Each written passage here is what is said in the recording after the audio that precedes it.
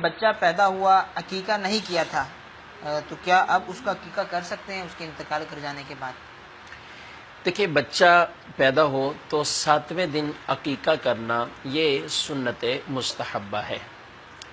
اور اگر کوئی بچہ ایسا کہ جس کا انتقال ہو گیا ہے، عقیقہ نہیں کیا تھا، تو اب اس کا عقیقہ نہیں ہو سکتا۔ زندہ ہے، اگرچہ 7ویں دن عقیقہ نہیں کیا، تو جب بھی آپ کریں گے تو وہ ادا ہو جائے گا، عقیقے کی سنت پر بھی عمل ہو جاتا ہے۔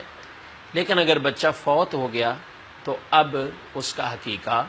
نہیں ہو سکتا۔ آئیں یہ بھی یاد رکھیں کہ جب آدمی کیا اولاد پیدا ہو، بچہ ہو یا بچی، اگر عقیقے کی استطاعت موجود ہے تو اس کے باوجود اگر کوئی شخص عقیقہ نہیں کرتا تو اس کا نقصان یہ ہے کہ بچے کے انتقال ہونے کی صورت میں والد کو اس کی شفاعت نہیں ملے گی۔ لیکن اگر استطاعت ہی نہیں تو پھر ایک جدا معاملہ ہے، اور یہ حکم بھی اس صورت میں ہے کہ جب واقعی بچے نے دنیا کے اندر 7 دن زندگی اپنی پالی ہو، یعنی اگر بچے کا دوسرے دن انتقال ہو گیا، تیسرے دن انتقال ہو گیا،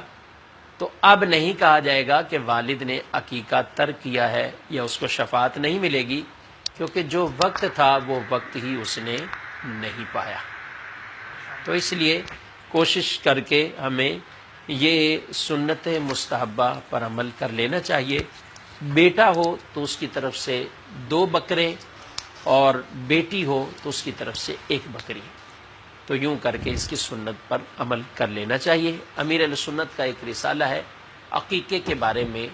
سوال جواب، اس کو بھی اگر آپ پڑھیں گے تو انشاءاللہ بہت سے مسائل وہاں پہ بھی سیکھنے کو ملیں۔